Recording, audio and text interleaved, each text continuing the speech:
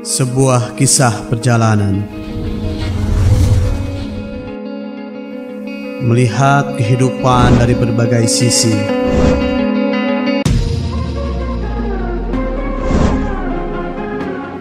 terbalut oleh warna-warna penuh makna. Karena hidup itu indah. Darling, you send me, I know you send me. Darling, you send me, I know you send me. Darling, you send me, darling.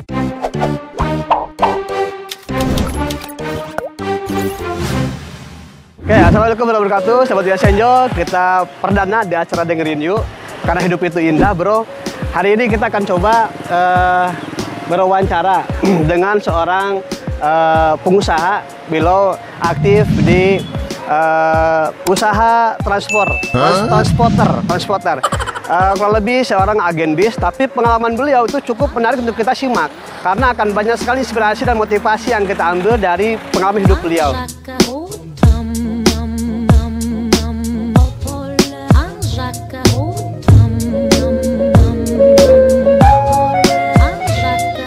Assalamualaikum. Waalaikumsalam warahmatullahi Ya, wabarakatuh. sehat Kang? Alhamdulillah, salam salam. Ya, alhamdulillah. Ya, seperti senja ini beliau yang tadi sudah kita ceritakan ya. Beliau adalah sosok seorang pengusaha. Untuk lebih tahu secara dalamnya, mari kita langsung wawancara dengan beliau. Oke. Baik, sahabat Senja, hari ini sudah hadir di tengah-tengah kita yang tadi saya sudah ceritakan dari awal ya. Hadir Soma, jadi beliau ini seorang pengusaha agen bis yang ada di kawasan Serang. Ya. Langsung aja kita berkenalan dengan beliau. Enaknya saya manggilnya Akang atau Bapak nih? Apa aja lah. Apa aja bebas ya. Enak Oke. juga. Kang Haji aja, Kang Haji ya. Boleh. Kang Haji Roma Irama. Baik, mungkin Kang Haji ini Putra Banten bukan sebutnya? Putra Banten mungkin ya? Iya, asli dari Pandeglang. Asal dari Pandeglang. Kemudian aktivitas dulu sebelum di agen bis ini seperti apa Kang Haji? Mungkin bisa diceritakan. Dulu waktu sebelum di agen, ya saya dari awal nih. Dari awal ya, dari awal. Biar seru, oke? Boleh. Kalau dulu dari awal sebelum saya di agen, saya kerja di Depok. Di Depok. Jadi kenaik truk. Oh, connect Jadi truk truk, awalnya. Sebelum saya di agen tuh kenaik truk ya bongkar pasir, satu truk papar penuh itu bongkar daerah sendiri Depok, itu di daerah Depok Kelapa II. Ya alhamdulillah selamat sampai 3 bulan. 3 bulan sakit langsung berhenti karena nggak kuat terlalu capek gitu. Kebayang ya, kebayang. Terlalu capek. Dari situ karena capek ya udah berhenti, pindah di toko mebelnya itu yang punya truknya itu saya pindah ditarik selama setengah bulan. Setengah bulan di toko dipindahin lagi, suruh bawa mobil. Walaupun waktu itu bawa mobil itu ya masih gimana ya? Belajar gitu, belum bisa, tapi udah dikasih kepercayaan pegang mobil gitu. Itu satu kepemilikan ya, toko yang satu kepemilikan. truk, termasuk yang terpasir tadi itu. Terpasir itu juga satu kepemilikan. Satu kepemilikan. Ya selama 2 tahun setengah ya udah lancar bawa mobil, pindah ke sini ke terminal Serang. Jadi awalnya punya aktivitas pekerjaan di Depok. Di gitu ya. Depok di Kelapa. Selama kurang lebih 2 tahun setengah. Baru kembali ke Serang. Ini kembali ya, karena memang Putra Banten asli. Gitu. Nah, sepulang dari Depok itu apa tuh, Kang Haji, kegiatan selanjutnya? Kegiatan di sini selama pulang dari Depok, ya titik dari nol lagi, dari ngenaik PS Serang Belaraja. Ya dulu langsung jadi supir gitu, padahal saya udah punya SIM gitu. Tahun berapa itu Kang Haji? Tahun Karena kalau PS itu kan 2003 lah, 2003, 2004, 2005 ya. 2006 lah. Itu connect PS jurusan Serang Belaraja. Serang Belaraja, ya. Cuman berjalan ya nggak lama sih, cuma 2 bulan. 2 bulan. Kemudian Kemudian langsung berlanjut nyupir. Nyupir. PS. Oh, nyupir PS. Selama 3 tahun bawa PS Rangga aja. Karena sudah ada pengalaman sebelumnya nyupir di truk ya. Di truk ya gitu. Walaupun belajar gitu, tapi ya alhamdulillah sih. Ya 2 tahun sih udah. Udah. Betul. Apa namanya lancar gitu. Ya. Sampai punya SIM juga ke sini. Nah, kemudian selama nyupir PS itu berapa lama tuh Kang Haji? Kurang lebih 3 tahun. 3 tahun setengah. 3 tahun setengah. Dari situ pindah lagi kerja ke Jakarta di daerah apa ya namanya, astagfirullahaladzim, di daerah situ. Itu kerja di PT Yusatek Vendor Telkomsel. Oh, pernah vendor Telkomsel ya. Itu walaupun saya belum punya pengalaman, Iya. tapi di situ itu udah dikasih kepercayaan untuk apa namanya jadi operator genset gitu. Padahal saya belum tahu gimana caranya operasi Nah, itu genset. awal mulanya dari supir PS bisa ke vendor Telkomsel itu melalui seseorang atau gimana? Iya, itu kebetulan Diajak. keponakan yang punya PS itu ngajak saya kerja di situ. Oh ya. Jadi suruh ditinggalin Luar mobil biasa, pamannya, saya kerja sama dia gitu. Tapi itu nggak lama sih. Di vendor Telkomsel itu. Nggak lama, 7 bulan doang. 7 bulan. Kemudian Selama 7 bulan kerja di situ, kemudian ada sponsor yang nawarin ke Saudi.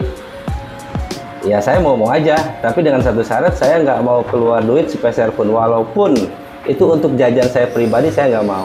Kalau dia mau tanggung jawab penuh, saya mau berangkat. Kalau nggak mau, saya nggak mau berangkat. Ya sponsor itu bertanggung jawab penuh gitu, walaupun dibayarnya ya lumayan lama, hampir 3 tahun baru lunas dibayar sama saya. gitu. Oke, berarti ada cerita menarik nih ya. Beliau punya pengalaman bekerja di luar negeri, di negara Saudi Arabia. Saudi Arabia. Oke, mungkin Tepatnya di Riyadh. di Riyadh ya. Itu apa namanya? Agen ya atau apa tadi? Yang memberangkatkan itu namanya? Sponsor. Sponsor itu resmi tapi ya, Kang ya?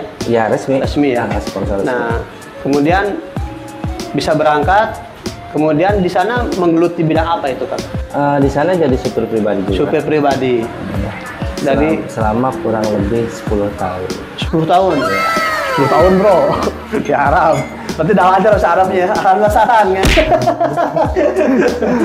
Ya lumayan lah, tapi nggak begitu lancar karena sehari-harinya kita kan gabungnya sama orang-orang Indonesia. Oh gitu. Nah, kalau boleh tahu nih, Kang. Selama di Arab itu kan kita bekerja dengan orang Arab ya. Itu komunikasi gimana gitu? Kalau memang kita belum bisa bahasa Arab nih. Ya gimana ya, pakai bahasa isyarat. Dia Isyarat ngomong, ya? dia ngomong kita nggak ngomong, cuma pakai bahasa isyarat aja gitu. Gitu. Tapi nggak, kita juga kan dari sini dikasih pendidikan juga. Oh gitu ya, ada pembekalan ya. Pembekalan, cuman kan untuk pembekalan itu bukan untuk komunikasi sehari-hari, cuman untuk gimana jalur mobil itu kayak berhenti, lurus, belok gitu, lampu merah gitu. Itu yang dikasih pembelajaran. Memang itu. ada beda dengan di Indonesia? Enggak, sama. Jadi nama-namanya gitu. Kalau belok kiri gitu kan, kalau bahasa Arabnya kan yamin gitu, left yamin gitu. Jadi Left yasar gitu. Kalau ke kiri, iya. kalau ke kanan left yamin gitu. Kalau lurus itu sida gitu. Nah, gitu. Jadi Seperti itu. bahasa-bahasa yang penting pokok-pokoknya yang pokok-pokok aja yang kita gelutin gitu. Ya kalau untuk bahasa sehari-harinya ya alhamdulillah sih kalau udah nyampe sana ya bisa sendiri. Oke. Nah, karena ini ada pengalaman di negara Saudi Arabia, mungkin kita juga ingin tahu nih, apa sih suka dukanya? Suka dukanya selama berada 10 tahun ya di negara Saudi Arabia itu sudah apa kan? Ya kalau suka dukanya gini aja. Intinya kalau untuk di Saudi, ya bagi saya pribadi gitu. Iya. Untuk di Saudi yang namanya susah itu nggak ada. Nggak ada ya? Ya, nggak ada. Makmur ya? Ya alhamdulillah makmur. Walaupun apa namanya kita nggak pernah yang namanya ngalamin susah ngerokok, susah makan gitu. Kalau di negara sendiri, ya alhamdulillah ngalamin sampai nggak kebeli rokok gitu. Oh gitu Iya. Tapi untuk di Saudi, ya alhamdulillah nggak pernah gitu. Makmur. Bahkan saya untuk sebelum pulang ke negara sendiri, 1 tahun terakhir itu berarti 9 tahun. Yang 1 tahun itu saya bisa beli restoran juga di sana. Restoran di Saudi. Di Saudi? Restoran Indonesia. Wow. Bro, restoran. Restoran di Saudi. Jadi Kang Haji ini beli restoran di Saudi Nah, untuk usaha. iya. Nanti karyawannya siapa tuh? Karyawan di sana? Ya karyawannya orang kita juga karena kita nerusin, jadi restoran udah jadi, kita beli, terus dikelola gitu selama 1 tahun. Kita belinya ke orang Saudi. Bukan, jadi sesama orang Indonesia. Oh, jadi orang Indonesia juga punya usaha restoran di sana. Iya. Masakan Indonesia atau umum. Cuman jadi gini, kalau di sana usaha orang Indonesia itu yang ngelola orang Indonesia. Betul. Tapi kalau orang Saudi itu hanya kafil. Jadi Kafil. istilahnya itu sebagai pemilik, tapi dia bukan yang punya uang. Oh. Bahkan kita yang bayar dia gitu untuk ngelola perusahaan kita itu. Oh begitu. Nah, jadi per bulan kita bayar berapa gitu. Jadi untuk kepemilikan hak milik itu punya orang Indonesia. Orang Indonesia, tapi orang Indonesia nggak berhak gitu. Yang berhak itu orang Saudi. Mengelola. Yang mengelola orang Indonesia, yang orang Saudi itu hanya sebagai hak milik, tapi dia nggak berkuasa di dalam masalah keuangan. Gitu ya. Kita bahkan kalau kita kerja di sana kan kita yang dibayar sama orang sana kan gaji gitu. Tapi kalau kita punya usaha di sana, kita yang ngegaji orang Saudi. Keren bro, luar biasa. Berarti Kang Haji ini sudah pernah menggaji orang Saudi Arabia, luar biasa ini. Ya alhamdulillah pernah gaji. Anak majikan saya sendiri yang saya gaji.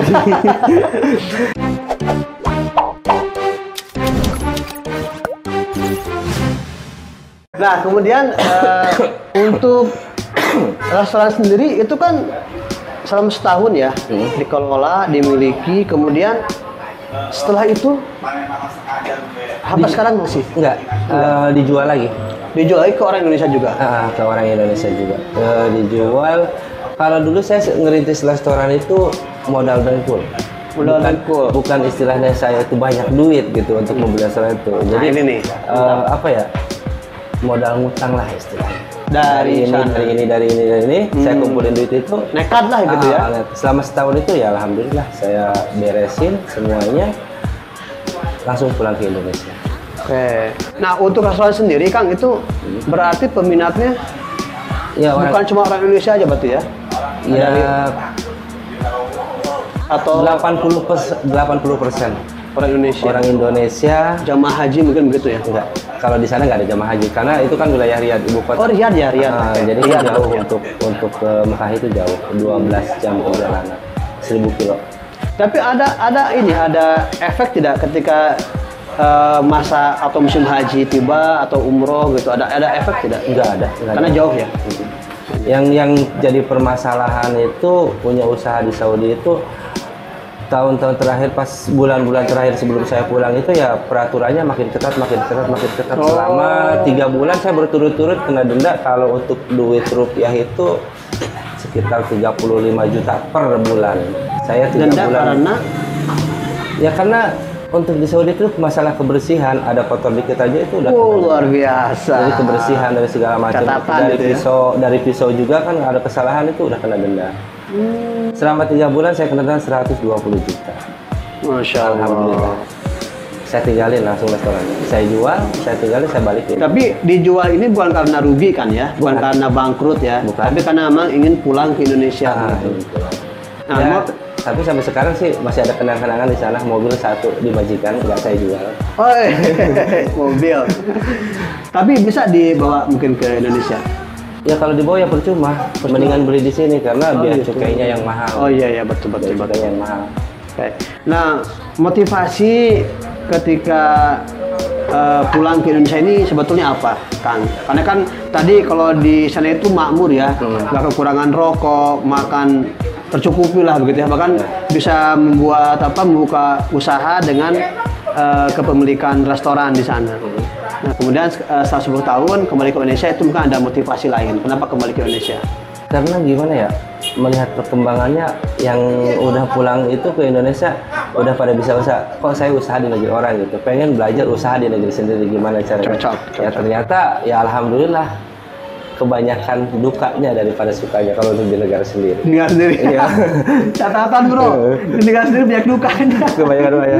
Sekarang di agen ini udah 2 kali puasa, di lockdown terus. Ya mau gimana lagi? Oh ya, nah untuk agen ini ya, kapan pertama merintis, Kang? Merintisnya itu, aduh lupa saya. Pokoknya hampir 2 tahun ke September. September mulai dibukanya. September 2019 mungkin. 2019 ya. Berarti itu sebelum pandemi ya. Sebelum pandemi. Iya sebelum pandemi.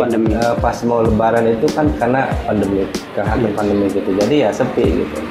Tapi ketika awal-awal buka agen ini gimana responnya Kang? Respon peminat, bahkan ya alhamdulillah progres. Ada aja gitu. Karena kan kita juga buka dari awal ya namanya ngeritis ya. Betul. Tapi ya lumayan lah ya walaupun kita ngeritis karena kan nggak ada pandemik. Jadi masih ada lah pemasukan gitu. Sedikit-sedikit masih ada gitu.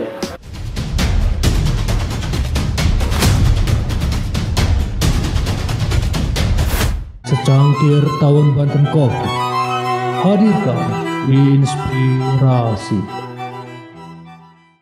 Nah, agen ini sebetulnya sebagai apa namanya penyalur ya, perantara gitu antara penumpang dengan bis atau iya, jadi PO, ya? Perantara gitu. Jadi kita juga kan punya agen ini ada SK-nya. Jadi nggak sembarangan kita buka usaha seperti ini kalau kita nggak punya SK. Ada izin, ada izinnya. Jadi kita pegang mobil, minimal kita pegang 1 mobil atau 2 mobil gitu. Jadi jalur seperti sekarang ini kan saya pegang mobil jalur Padang, Gumarang, yang sekarang itu, yang saya pegang SK-nya itu mobil Gumarang. Itu tapi untuk apa namanya yang ke Jawa, Sumatera kita juga ada yang mobil-mobil gabungan gitu kayak Jaya, terus Beju gitu kan, itu kan mobil gabungan. Betul. Jadi siapa aja boleh ngisi gitu. Jadi nggak satu agen aja yang ngisi. Kita bisa juga dengan bis yang lain. Sama bis-bis yang lain gitu. Jadi kita gabungan gitu. Itu namanya gabungan gitu. Oke bro, jadi untuk mereka agen ini nggak sembarangan. Ini ada izinnya, ada SK-nya, kemudian harus berpartner juga ya tentunya ya, berpartner dengan PO ya. Di masa pandemi ini sebetulnya sangat-sangat bukan menyiksa ya, tapi butuh untuk kita membuka peluang-peluang lain gitu ya, untuk bertahan hidup tentunya. Nah mudah-mudahan kita sama-sama doa ya Kang ya, ke depan bisa segera berakhir masa pandemi ini agar semua gerak perekonomian kita kembali pulih. Gitu. Karena imbasnya ke semua Kang. Jadi tidak hanya ke agen PO, ke pekerja-pekerja di lapangan, tapi semua kena imbas dari pandemi ini. Mungkin ini terakhir ya Kang ya. Ada tidak harapan-harapan yang ingin disampaikan untuk memberikan semangat ya? Karena kan Kang Haji ini sebetulnya memiliki semangat yang luar biasa. Dimulai dari connect truk ya, harus keluar dari Serang ke Depok, kemudian menjadi supir truk, kemudian menjadi penjaga toko begitu ya, sampai ke luar negeri gitu kan. Ini kan sebuah modal semangat yang luar biasa. Walaupun ketika di Saudi Arabia, beliau ini membuka restoran dengan modal nekat, dengan cara meminjam. Itu bisa selesai dalam waktu 1 tahun, betul Kang ya? 1 tahun dikembalikan modal itu. Ya intinya gimana ya, kita itu nggak boleh nyerah dalam masalah apapun, harus tetap semangat dalam situasi apapun, apalagi seperti ini. Kita berusahalah untuk bikin usaha-usaha yang lain, biar jangan satu usaha aja lah. Kalau untuk satu usaha kayaknya, kalau kayak saya seperti ini, sekarang saya punya agen di sini, kena imbas dari pandemi seperti ini, otomatis kan udah nggak ada pemasukan.